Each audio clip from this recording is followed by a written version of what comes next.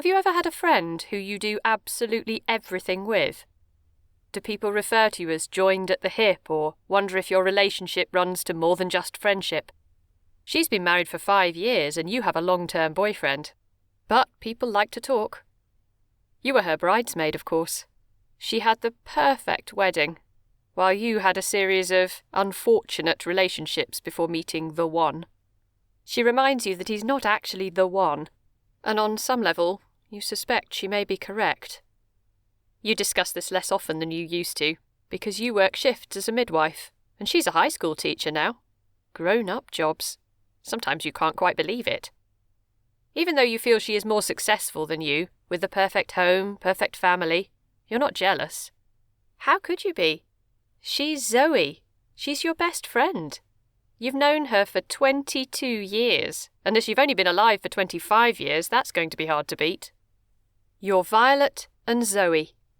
Your names can't be combined in one of those cool Brangelina ways, but you have been friends way longer than that relationship lasted, and you spent many nights over many glasses of Prosecco gossiping about how you always knew he should have stayed with Aniston.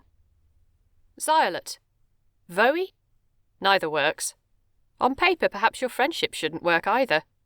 She's a petite redhead whose parents were quite something in the 1960s. You have a vague idea of what that means. You know it involved being in the right place at the right time with the right people, hanging with the in crowd, taking too many drugs. It doesn't appear to have done any damage to anyone. Meanwhile, your parents are a forklift truck driver and a sales assistant at Wilco.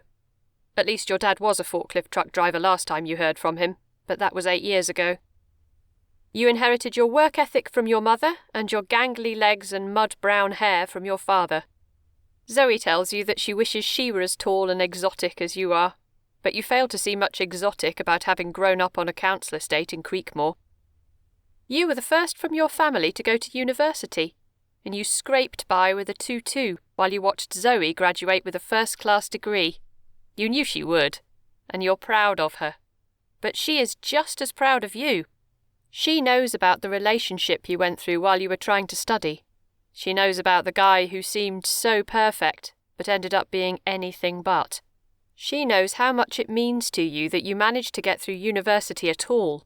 She knows that you don't want to talk about him, that you don't even want to think about him now that you've moved on to better things. You are Violet and Zoe. You don't know what you would do without her. Without Zoe, you are Violet and. You are missing a piece. When you ask her, what would I do without you? She tells you that you'll never have to be. But what if that's not true? What if one day she's just not there anymore?